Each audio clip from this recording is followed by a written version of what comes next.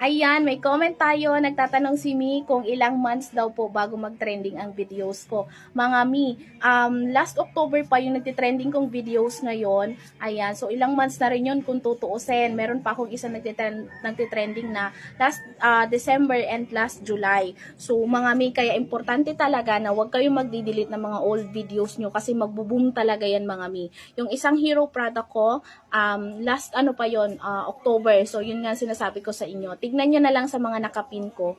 Matatagal na yung mga videos ko na yun pero nagbo-boom siya ngayon. Kaya more power posting mga Mi. Tiyagain nyo lang. Kahit walang benta sa isang araw, okay lang yan.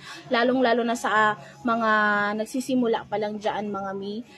Tiyagain nyo lang talaga mga Mi. Okay lang yan. Natural natural sa akin na walang benta sa isang araw dati-dati.